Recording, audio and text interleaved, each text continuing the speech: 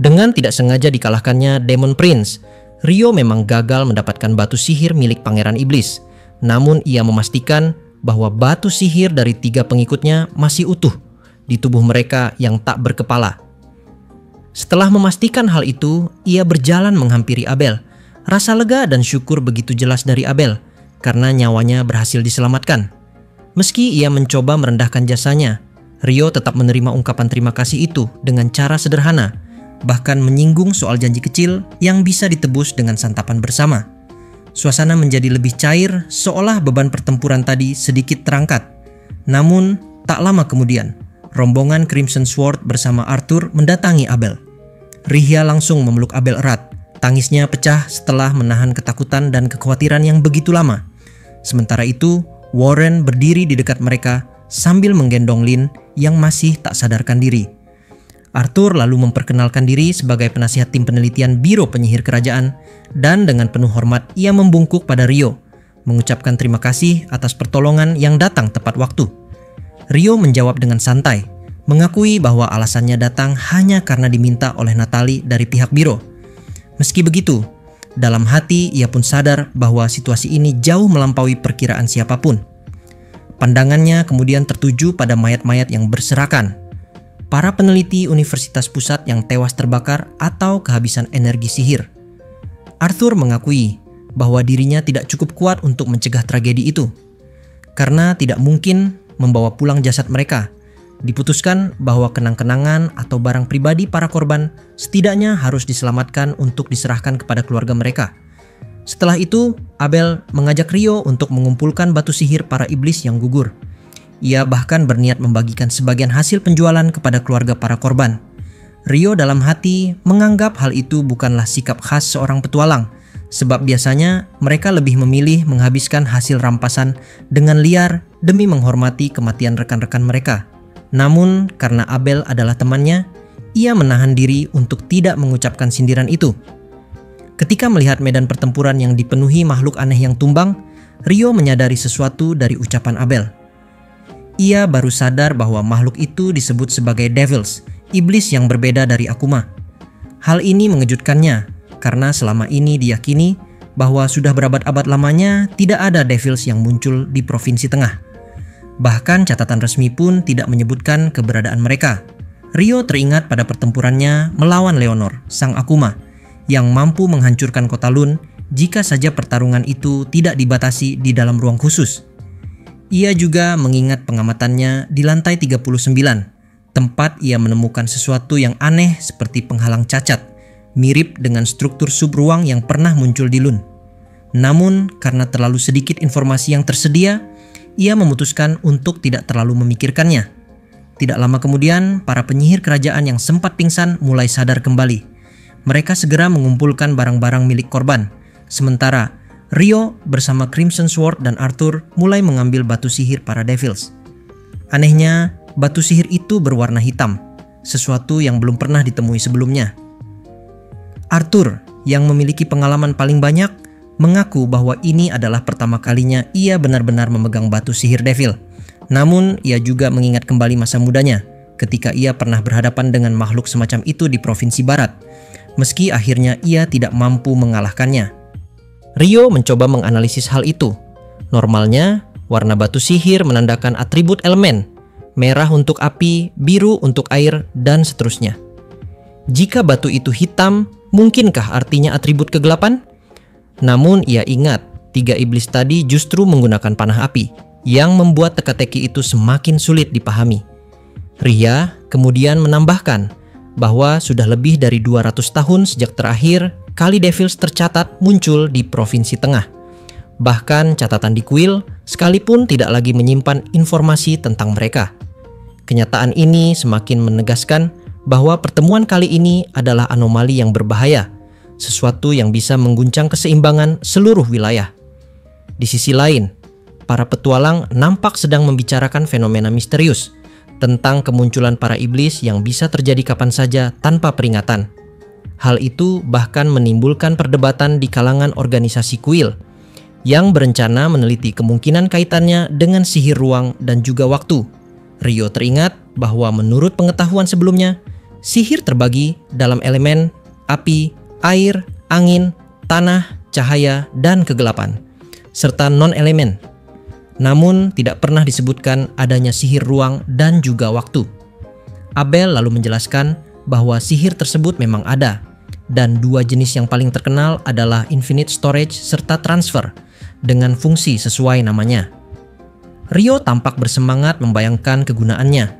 Dengan infinite storage, ia bisa membawa pulang bukan hanya batu sihir monster, melainkan juga seluruh tubuh mereka untuk dipakai sebagai bahan percobaan dan juga bahan penelitian. Sedangkan transfer akan memudahkan perjalanan ke tempat perburuan ataupun pulang dengan cepat. Namun, kegembiraannya berlawanan dengan ekspresi Abel yang terlihat semakin berat. Abel mengungkapkan bahwa di seluruh wilayah Provinsi Tengah hanya ada satu orang yang mampu menggunakan sihir ruang waktu, yaitu Baron Hagentings dari Kekaisaran. Ia tidak diperlakukan sebagai petualang bebas, melainkan dijadikan alat penting oleh militer untuk mengangkut persenjataan dan logistik. Bahkan, kemampuannya dianggap bukan sekadar sihir, melainkan sebuah kutukan keluarga, karena kekuatan itu hanya bisa diwarisi oleh satu orang dalam setiap generasi, muncul seketika setelah pewaris sebelumnya meninggal. Pernyataan itu membuat Rio merenung. Jika hanya satu orang dalam tiap generasi yang bisa menguasainya, maka hal tersebut lebih mirip kutukan daripada seni rahasia yang diturunkan. Pikiran itu pun mengingatkannya pada sesuatu yang pernah ia dengar sebelumnya tentang keberadaan para pahlawan. Sama seperti sihir ruang waktu, hanya ada satu pahlawan dalam setiap generasi. Nah, mulai dari sini, Shin pun akhirnya langsung berpindah menuju ke dalam sudut pandang dari Leonor, sang Akuma. Singkat cerita, jauh di barat Lun, lebih dari 4.000 km jauhnya, 7 orang petualang bersenjata lengkap tengah menunggu. Tiba-tiba, sebuah ruang persegi panjang berwarna hitam pekat terbuka di hadapan mereka. Dari celah itu, melangkah keluar seorang wanita cantik dengan tubuh tinggi semampai, namun tanduk kecil dan ekor hitam tipis menyingkap identitas aslinya. Leonor, sang Akuma. Ia berjalan mendekati altar buatan yang berdiri di tempat itu, sama sekali tak memperhatikan keberadaan para petualang. Namun, ketika seorang pemuda berusia sekitar 19 tahun berteriak menyebutnya sebagai Raja Iblis, Leonor pun berhenti. Ucapan itu berhasil menarik perhatiannya. Seorang pendeta pun menambahkan bahwa altar tersebut dibangun dengan pengorbanan besar, dan api yang menyala di atasnya akan memanggil sang Raja Iblis. Leonor mendengarkan dengan sinis, kemudian menoleh kepada mereka. Dari pihak manusia, sang pemuda yang mengaku bernama Roman menyatakan dirinya sebagai pahlawan, orang yang ditakdirkan untuk mengalahkan Raja Iblis. Mendengar istilah itu, Leonor hanya tertawa nyaring dengan nada menyeramkan, sekaligus tertarik untuk menguji kekuatan yang dikatakan mampu melawan iblis. Maka pertempuran pun dimulai, lahir dari kesalahpahaman dan kebetulan. Satu persatu, mantra dukungan dilantunkan demi memperkuat Roman. Sacred Armor, Enchanted Weapon, The Wind's Protection, Evil Resistance Up, Strengthen. Semua kemampuan itu tertuju hanya padanya, menegaskan bahwa ia adalah pusat harapan kelompok. Leonor hanya menyeringai tipis, menganggap pertaruhan mereka menarik, dan mengingat kembali pertempurannya dengan seorang penyihir bernama Rio. Pertarungan yang sempat benar-benar membuatnya terdesak. Ketika semua persiapan selesai, Leonor menghunus pedang dari kehampaan. Dengan senyum menantang, ia memprovokasi Roman untuk menyerang. Pemuda itu, dengan semangat muda yang berapi-api, menerjang cepat, mencoba menebasnya dengan kekuatan penuh. Namun, setiap serangannya dihindari dengan mudah. Leonor tak pernah sekalipun membalas, hanya bergerak ringan mengelak seakan bermain-main dengan lawan. Roman mengerahkan segalanya, namun tak satu pun tebasannya berhasil mengenai target. Untuk pertama kalinya, ia merasakan frustrasi melawan musuh yang tak bisa disentuh. Pada akhirnya, Leonor mulai bosan hanya menghindar. Dengan gerakan ringan, ia menangkis satu tebasan ke kanan dan memantulkannya kembali, membuat Roman terpental mundur. Pertarungan baru saja dimulai, namun jelas terlihat perbedaan mencolok antara kekuatan sang Akuma dan sang pahlawan muda. Walaupun dalam kondisi jatuh terhuyung, setelah serangan balasan yang nyaris mengenai tubuhnya, Roman masih mampu menyelamatkan diri dengan membungkukkan tubuh bagian atas. Ia segera melompat mundur, menciptakan jarak di antara mereka. Namun, kesempatan itu hanya bertahan sekejap.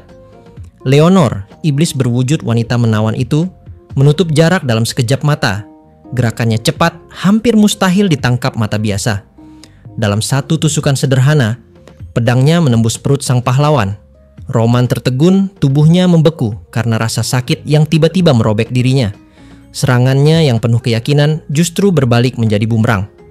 Leonor tidak bermaksud membunuhnya secara langsung, namun tusukan itu menembus terlalu dalam. Darah hangat mengalir membasahi pakaiannya, sementara wajahnya berubah pucat. Dengan dingin, Leonor menarik kembali pedangnya dari tubuh Roman. Darah menetes, tercecer di tanah. Namun ia hanya mengibaskan pedang sekali untuk membersihkannya. Ekspresinya hambar, bahkan muak. Pertarungan yang seharusnya menjadi ujian sengit bagi dirinya, ternyata tak lebih dari permainan membosankan.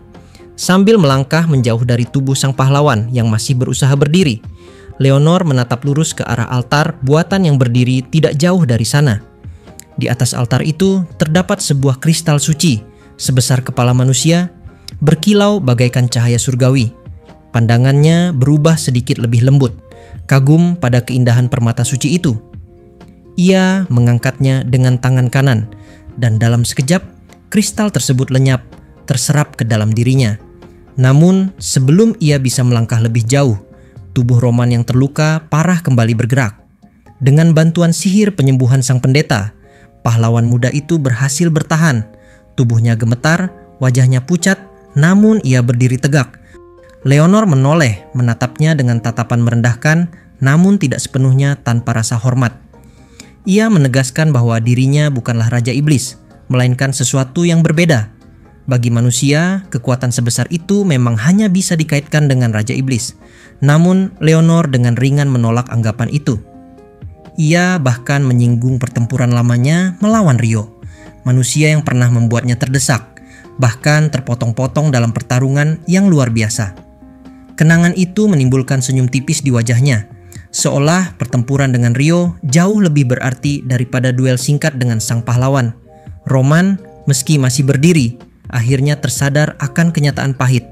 Di dunia ini, ada kekuatan lain yang jauh melampaui dirinya.